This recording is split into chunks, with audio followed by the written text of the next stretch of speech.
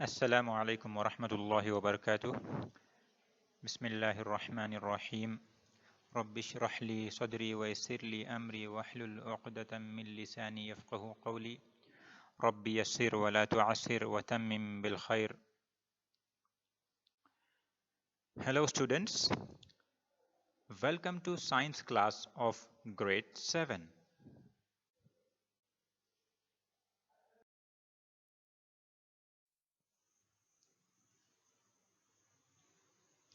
Before we start, please make sure that you are having the same textbook which you are watching it right now on your screen. You will need to have one separate notebook as science classwork to write down all the question answers.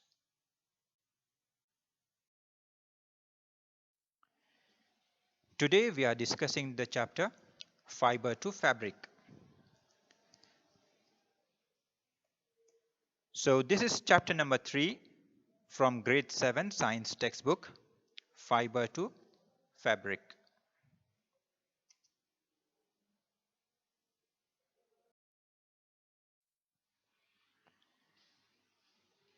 So let's go to page number 24 of our textbook. Now let's have some reading exercise. So I want you to pause this video and read out this page.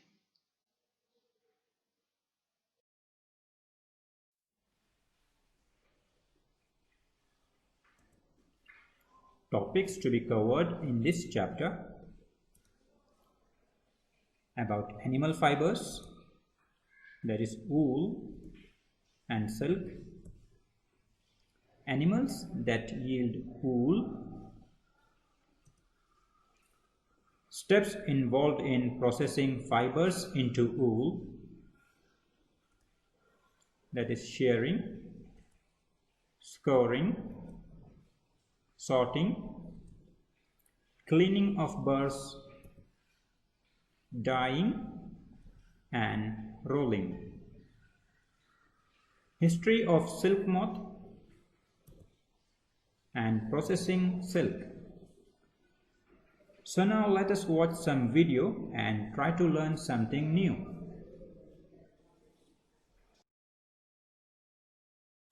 So what comes to your mind when you think of the terms fibers and fabrics? Now forget about fibers, think of fabrics. Fabrics refer to the first thing that you can think of as the clothes that you wear. During summers you wear clothes made up of cotton. You prefer wearing cotton during summers because they keep you cool. During winters you wear woolen clothes. Not only wool and cotton, you also have many other varieties of fabric available. For example, silk, you have polyester, of which curtains and many dresses are also made up of. You also have nylon, you have terrycloth, you have polycot. So there are a lot of different fabrics which are available in the market, and they are used for making clothes, carpets, curtains and many things like that. Now in this lesson we are going to talk about some of the important fabrics. Now mostly we will talk about the natural fibers, that is mostly we are going to discuss about wool and silk. So when I say silk, the first thing that you can relate to is the traditional silk saris in India. You also have dresses made up of silk. When I say wool, what you can think of is the woolen clothes, the jackets, sweaters, caps, socks which you wear during winters. So here we are going to discuss about how is wool produced, what all is involved in the processing of wool, how is silk obtained, and the entire process in the processing of silk. So that is going to be our agenda in this lesson. Now before that, let us try to understand what are fibers, because these are the fabrics. Like if I say silk or I say cotton or I say polycotton, they are all fabrics of which our clothes are made up of. But what are fibers? So fibers are thread-like structures which form the fabrics. So if you look at a woolen sweater or if you look at a wool, so the wool itself consists of a lot of thin threads, or filament like structures. So these threads, they are nothing but fibers. So fibers together form the fibers. When woven together, they form fabrics. So these are thread-like structure which forms the constituent of various composite materials. So what sort of materials? Like when you talk about wool, so it is also made up of some thread-like fibers. If you talk about silk, silk is also made up of some threads. So if you try to closely look at the silk cloth which you have, so when you look at the cloth, you really do not get to see the threads. But when you look at the corner of the cloth, you can actually see that there are thin threads which have been actually woven together to form that entire cloth. So all these thin thread-like structures, they are the fibers. So silk is made up of silk fibers, wool is made up of woolen fibers, and so on. Now, when we talk about the types of fibers, they are broadly classified into two types, that is natural fibers and artificial fibers. Natural, anything which is natural, that means it exists in nature. So we do not produce it or we do not make it artificially. It naturally exists in nature. So they are called natural fibers. So these fibers are obtained from plant or animal sources. Now let me give you some examples of natural fibers. In fact, silk is an example of natural fiber. Why? Because silk is obtained from the silkworm. And what is silkworm? Silkworm is a tiny insect. So it is like how you have the caterpillars, the small worms. So from those worms we obtain natural silk. So that is an animal from where you obtain the silk. Similarly, if you talk about wool, wool is obtained from a lot of animals like goat, sheep, camels, yak. So all these animals, they are the sources for woolen fibers. Similarly, you think of other examples like cotton. Cotton is obtained from the cotton plant. See, this is the cotton plant. You talk about flax, jute, hemp, coir. These are all obtained from different types of plants. And on the screen also, you can see the different types of plants from where many natural fibers are obtained. Only wool and silk, these are the two examples which are obtained from animal sources. So that is why wool and silk, these are examples of animal fibers because they are obtained from animals, whereas these are examples of plant fibers because they are obtained from plants. So all these fibers are called natural fibers because these plants, they existed in nature. So we did not artificially produce them. In fact, you would have also seen clothes made up of linen. So linen is also obtained from flax plant. So these are all examples of natural fibers.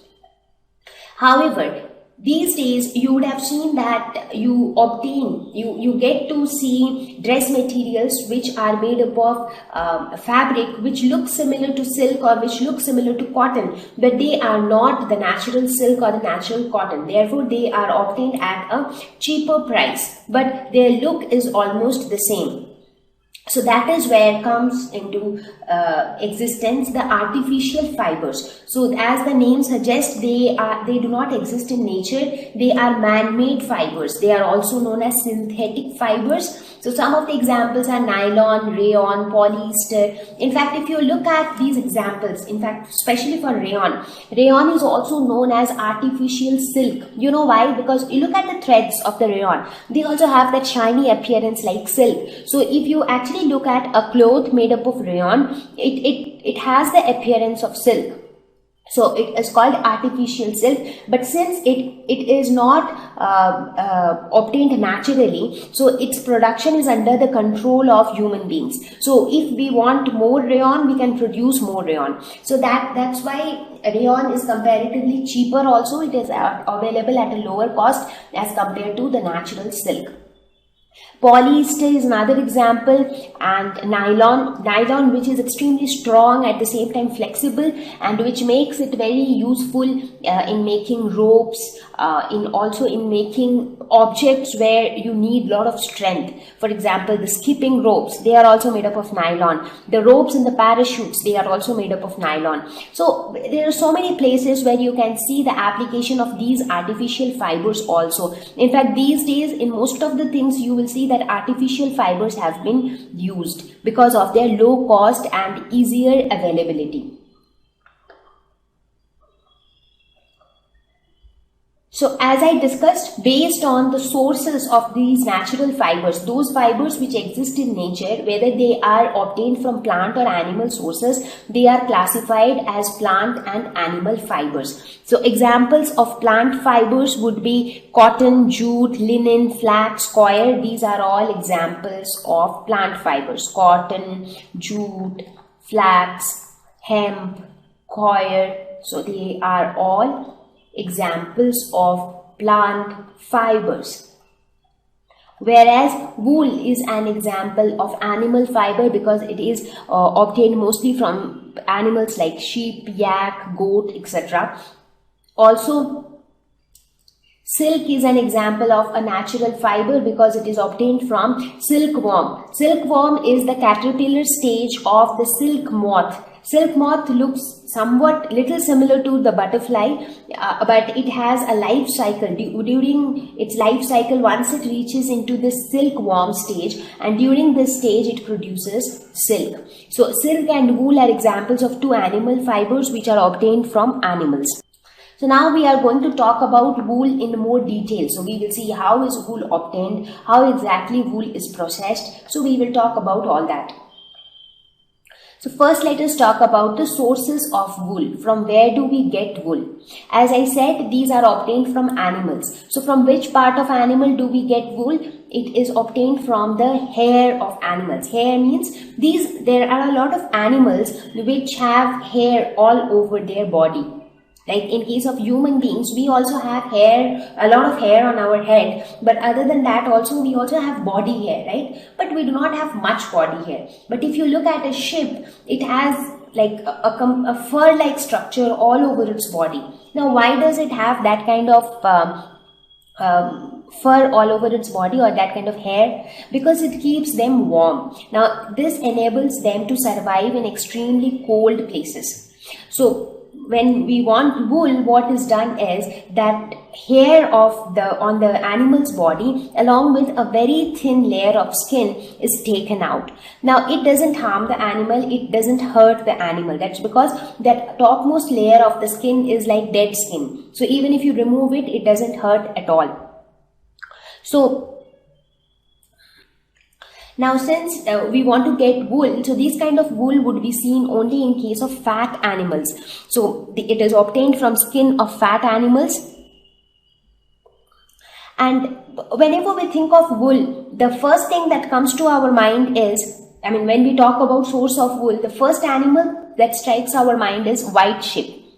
But in reality, wool can be obtained from many other animals as well. For example, yak, goat, camel, etc. Now, this wool which is obtained from these animals, it can range from soft and silky silk to some coarse and strong wools as well. So, some wools can be soft, some of them can be silky, while some others can be rough and strong as well. So there are different varieties of wool that can be obtained from different animals because not all animals have the same kind of skin hair. So different animals will have different types of skin hair, and that's how you will have different types of wool, right? Wool is normally compressed into small folds so that it helps to spin the fibers so that the wool fibers can stay together, and that's how it can form wool, and then that wool can be woven together to form a sweater or a jacket or any other garment. So this is how we obtain wool from the skin of fat animals. As I said, different animals will give different wool, and different types of wool are used for different purposes. For example, these soft and silky wools can be used for making clothes, maybe sweaters, jackets, caps, etc. Whereas the rough and strong wools can be used for making rugs, to be used as blanket to cover ourselves. So let us talk about some of the popular wool animals. So these are those animals which can give us wool. So the most common wool animal is the sheep. So sheep can produce many different types of wool, like fine wool, which can be used for clothing, for making clothes. Fine wool. It can also produce medium to coarse wool, which can again be used for making wool yarns. It can also produce the spun thread, which can be used for knitting, weaving, sewing, etc. So sheep can actually produce a lot of varieties of wool, which can be used for many different purposes. Now, not only sheep, but goats can also produce different varieties of wool. Now, there are different types of goats which produce different types of wool. For example, the Pashmina shawls, which are very popular from the Kashmirs. So that also comes from the Kashmiri goats. So Pashmina is one such example. So if you would have ever seen a Pashmina shawl or a Pashmina sweater, so you would have seen that the wool is very soft. It is very soft, at the same time it is very warm. So it's very soft and light, but it's very warm. So like it has both the advantages. There is also another type of goat called the Angora goats, from where we get another type of wool which is called mohair. Llamas are again, which are very common in South America. They look like somewhat like camels. They also produce a coarse wool, but this wool is produced only once a year.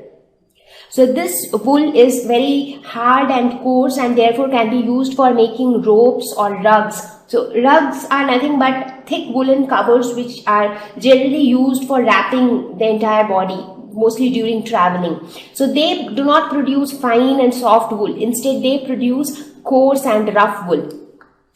Camels are again another type of wool animals. In fact, here in India, we think that camels do not produce wool, but a lot of camels produce wool, especially in North Africa, Middle East, Central Asia. However, they are little less known for their wool when compared to goats or sheep.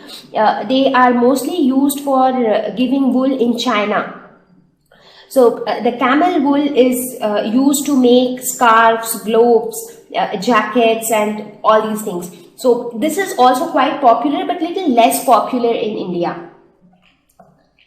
Yaks are another wool animals which are used to produce rough and coarse wool. So you see, these are mostly the common wool animals, and all of them produce different types of wool. In fact, the same animal can have different varieties. For example, some goats produce pashmina wool, some other goats produce some other type of wool, and so on. So different animals will produce different type of wool, and then depending upon the type of wool that is obtained, they are used for different purposes also. So now we will take example of sheep, because they are the most common wool animal, to understand the entire process of obtaining wool. Now, the first thing that we do is taking care of the sheep, because these are the animals which are going to give us something which is important to us. So it is very important that we take care of these animals. So that is what is done under rearing of sheep. So what do we mean by rearing? Rearing involves feeding the sheep properly, taking proper care of them, maintaining good hygiene so that they do not suffer from any kind of diseases. So it's like overall taking proper care of the animals. Now, sheep generally, they are herbivores, so they mostly feed on grasses, leaves and plants. So they are herbivores, so they are directly dependent on plants. However, they also feed on pulses, corn, grains, dry fodder. These are also some of the food items for sheep. It is also equally important to maintain proper hygiene, because if proper hygiene is not maintained, there are chances that they might get infected with some diseases, and that would make them ill, and also that would reduce the productivity of wool. Now, the next thing that needs to be taken care is the breeding of sheep. When we talk about breeding, we talk about the good quality sheep which needs to be mated, so that the new sheep which are produced, they are also of good quality. So sheep are selectively bred to produce good quality sheep.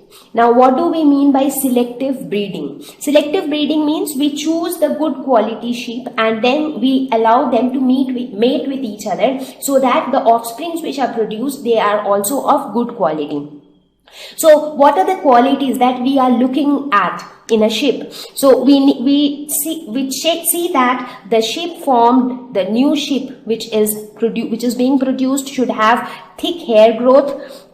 Now, different types of sheep will have different types of hair on their body. Like some sheep might have coarse hair, some of them might have fine hair. So the parents are specifically chosen so that they can give birth to a sheep which have good quality soft hair to obtain wool. So that's how, like, we should have the requirements clear in our mind. What kind of sheep do we want, so that it can give us good quality wool. Depending on that, we are going to select the parents, because what happens is every offspring will resemble their parents in some or the other way. So we need to make sure that we allow mating of good quality sheep, so that we get good quality sheep from which we can obtain good quality wool.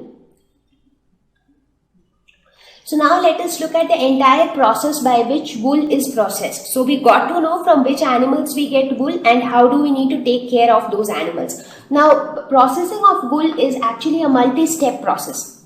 So it involves a lot of steps. So it starts from obtaining it from the skin of animals, but directly we cannot use that skin of animals for making sweaters. So it needs to be processed, and there are a lot of things that need to be done before it is obtained, or before we receive them as the wool yarns in the shops.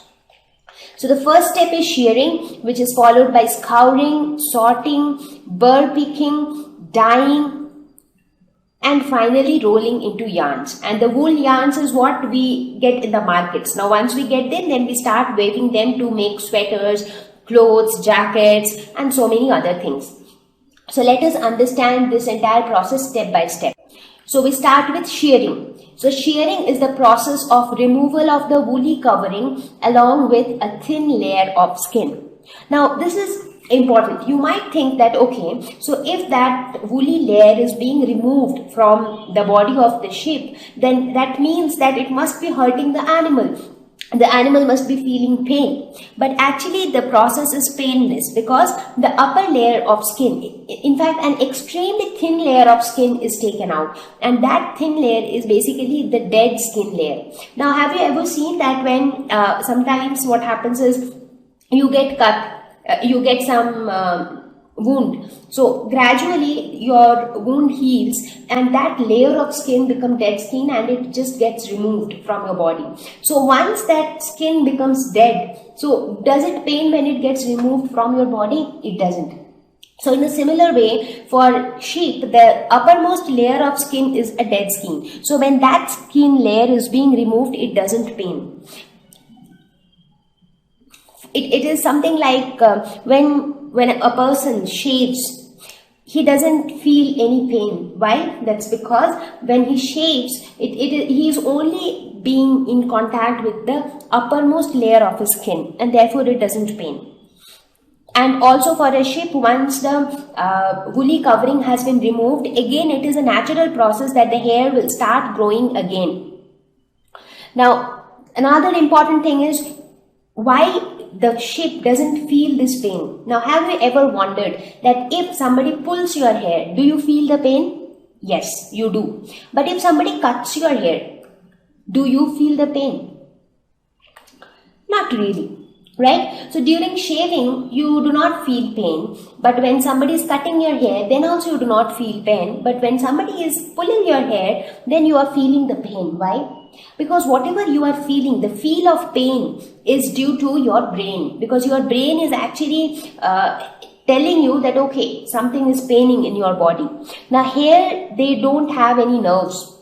So that's why when somebody is cutting your hair, see, hair doesn't have any nerves, so there is nobody to send that information to the brain, and that is why you do not feel the pain. But when somebody is pulling your hair, what's happening is your hair at their roots, they are connected to the hair follicles, and these hair follicles are attached to the nerve ending. So they are attached to the nerves. So when somebody is pulling it, the follicle is also pulled and the nerves are also informed. And once the nerves are informed, they will send the information to the brain and you will be able to feel the pain.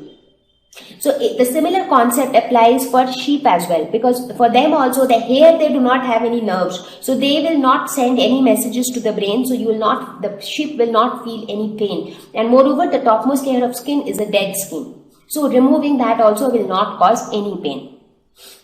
Important thing is that this process of shearing is done during summers. That's because why do these sheep have this woolly covering? Because the woolly covering provides them warmth. It helps them to survive in cold places. Now when you are removing that layer, so it is quite obvious that after removal the animal will feel cold, because its jacket is gone, its sweater is gone. So therefore this process is done during summer, so that they can survive even without the woolly covering. And again, by the time winter comes, they will be able to have more hairs on their body, because hairs will naturally grow on their body. So again, by the time it is winter, they will have proper growth of hair and they will be able to survive in cold climate. So this is the process of shearing. Now the next process is scouring. So now you have already taken the wool or the topmost layer of skin along with the hair or wool out from the animal's body. Now what do you do? So the first thing that needs to be done is it needs to be washed, because it might have a lot of dirt, it might have a lot of germs. So washing is the first thing that needs to be done. So washing sheared skin with hair. So the skin along with the hair, that entire thing needs to be washed. Now this washing can be done manually also, like how these two guys are doing it. So that is one way of doing it manually, where you take a big container and you put all the skin, the sheared skin inside that, and then you just clean it manually. That's one thing. It can also be done by using machines, like how it is being done here, as you can see. Now these machines will do this entire job of washing. Now wherever it has to be done on a large scale, so manually cleaning it is a tedious task. You need more people, you need more time to do it. So that is why it has been automated using machines. So in big factories, you have machines which can do this job of scouring. So this process removes all the dirt, dust and grease from the wool. The third step is sorting. Now after this, the hair of different types and textures are sorted out, are separated. Now as I said, now even though we are taking it out from the animal's body, but again that animal also might have some different types of hairs. Or maybe you will just not do it like this, that okay, for one particular animal you will first shear it and then you will scour it. Now when you do the process of scouring, you are actually doing it on a large scale. You are actually cleaning a lot of huge amount of wool which is obtained from many different animals. So at this stage you actually start separating the wool based on their type and texture. So whichever is fine wool, they are all put together. Whichever is coarse wool, they are all put together. So that means they are all separated depending upon their texture and their types.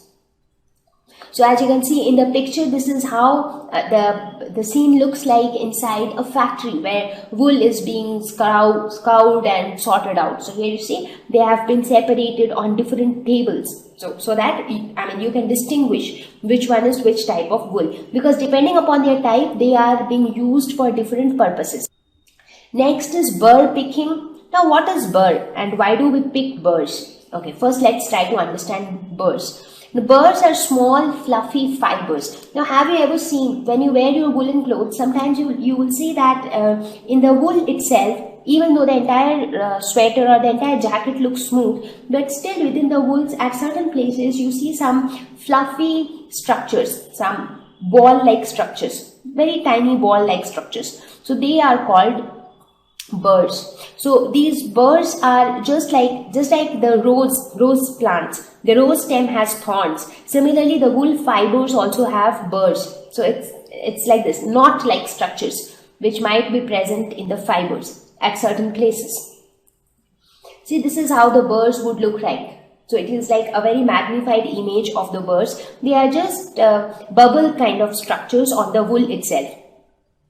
So due to the presence of these burrs, wool get a scratchy surface or a scratchy feel. Now some soft wools have less burrs while some other wools might have more burrs. So it is important that we try to remove as many burrs as possible, because if you have a lot of burrs, the wool would lose its soft feeling, and that is not nice.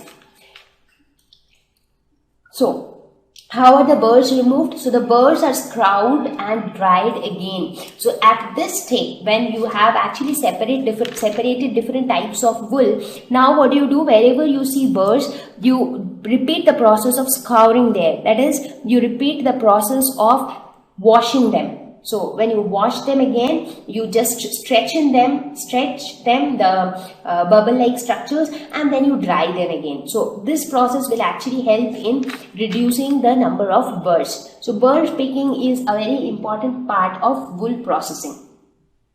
Now once this is done, then it's like you are almost towards the end of the entire process, because now you are going to dye. So dyeing is like, we wear sweaters and jackets of many different colors, right? But that doesn't mean, if I wear a green sweater made up of green wool, that doesn't mean that a green ship had to exist. Now mostly the sheep, they are of white or brown or cream in color. So these colors of wool which are obtained, so these wool fibers are then dyed into many different colors so that we can obtain it for multiple colors. So this hair is drawn into fibers. So now it's this time when you actually get the wool fibers. So now all the hairs, they will not have burrs, they will not have any dirt, dust, grease, anything. So now you will, but they were all in a tangled form. So now they are all stretched to form thin fiber-like structures, and then they are dyed into many different colors. As you can see here, the woolen fibers have been dyed into red, blue, grey, and so many other colors. So that's how it is being dyed, so that it can be used for making many colorful woolen wear.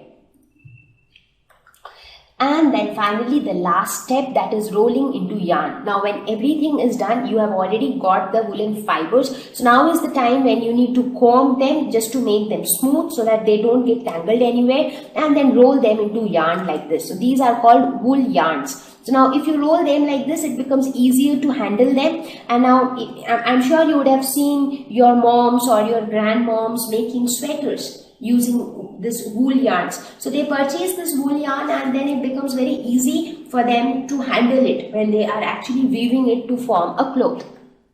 So you see here, you can see the wool fibers which have been dyed, and then they have been dried. Now after dyeing, after you dye them into different colors, they also need to be dried so that the color like stick to them. So here you see the red wool, brown wool, green wool, blue wool, and so on. So these are the woolen fibers, and they will be then rolled to form yarn like this.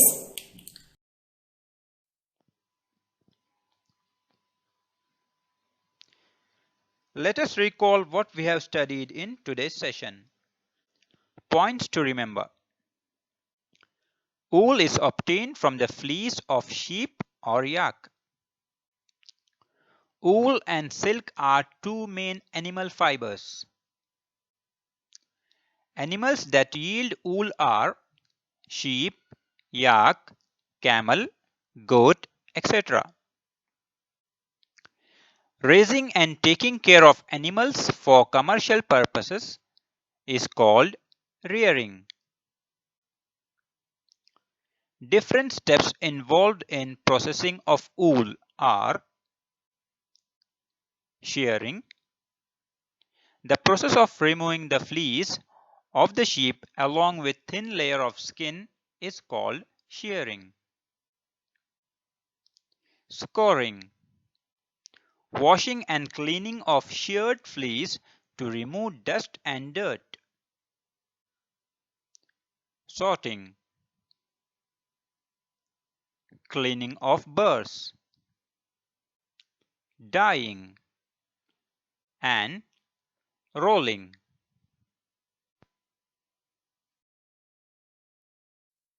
So that's it for today.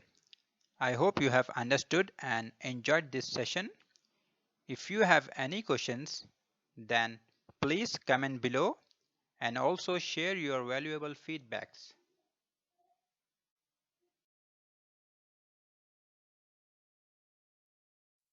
Thanks for watching. See you in the next session. Have a nice day.